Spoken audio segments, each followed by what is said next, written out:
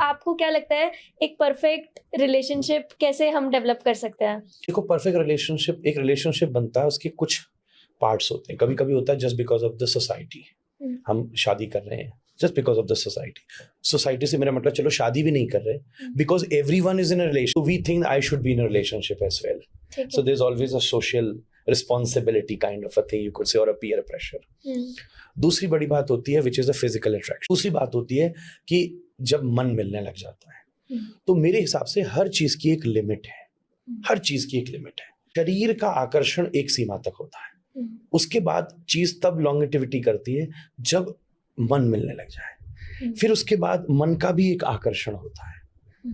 उसके बाद एक लॉन्गेटिविटी होती है जब विचार मिलने लग जाए, और विचारों की भी एक स्पैम है, उसके बाद खत्म हो जाता है. तो मुझे ऐसा लगता है कि लगभग 7 महीने तक शारीरिक आकर्षण होता है, 7 वर्ष तक मानसिक आकर्षण होता है, 70 वर्ष तक बौद्धिक आकर्षण होता है, 7 जन्मों तक तो आत्मा का रिश्ता होता है. तो अगर चारों डायमेंशंस पर संबंध बनाया जी. आप अपने रिलेशनशिप में जितने अपने आप को फिजिकली फिट और फिजिकली इन्वॉल्व होते हैं, उतने ही मन से इन्वॉल्व होइए, उतने ही विचारों के साथ इन्वॉल्व होइए, और उतने ही स्पेस अपनी स्पिरिचुअलिटी को दीजिए जी.